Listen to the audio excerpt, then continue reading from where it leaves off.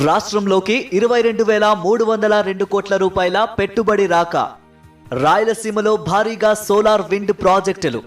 ప్రత్యక్షంగా 5,300 మందికి ఉద్యోగాలు, పరోక్షంగా కొన్ని వేల మందికి ఉపాధి అవకాశాలు.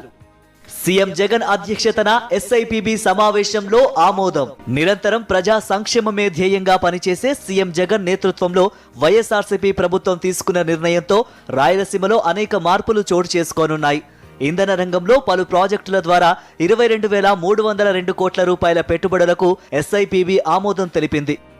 రాష్ట్ర పెట్టుబడుల ప్రోత్సాహక మండలి కీలకమైన ప్రాజెక్టులకు ఆమోదం తెలిపింది. జేఎస్డబ్ల్యూ నియో ఎనర్జీ లిమిటెడ్ దాదాపు 12,065 కోట్ల రూపాయల పెట్టుబడితో రాష్ట్రంలో 3,350 మెగావాట్ల సోలార్ ప్రాజెక్టులను నెలకొల్పనుంది. వైఎస్ఆర్ జిల్లా చక్రాయపేట వద్ద 400 మెగావాట్లు, శ్రీ సత్యసాయి జిల్లా ముదిగుబ్బ వద్ద 1,050 మెగావాట్లు, అనంతపురం జిల్లా కనగాపల్లె రాప్తాడుల్లో 1,050 మెగావాట్లు, అనంతపురం జిల్లా డి హీరేలాల్ బొమ్మనహల్లో 850 మెగావాట్ల సోలార్ ప్లాంట్లను ఏర్పాటు చేయనుంది.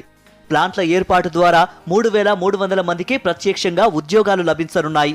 JSW neo energy limited Nandyal జిల్లా అవుకు మండలం కునుకుంట్ల, కర్నూలు జిల్లా ప్యాపిలి మండలం జలదుర్గం వద్ద 2 విండ్ పవర్ ప్రాజెక్టులను ఏర్పాటు చేయనుంది.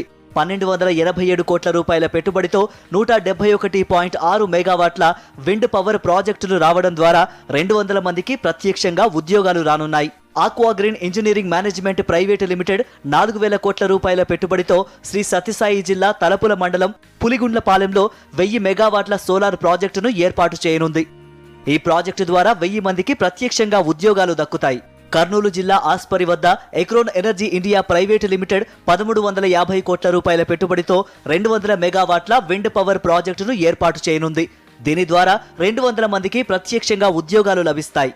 రెన్యూ విక్రమ్ శక్తి ప్రైవేటు లిమిటెడ్ 3,600 కోట్ల రూపాయల పెట్టుబడితో శ్రీ సత్యసాయి అనంతపురం జిల్లాల్లో 600 మెగావాట్ల విండ్ పవర్ ప్రాజెక్టులను ఏర్పాటు చేయనుంది.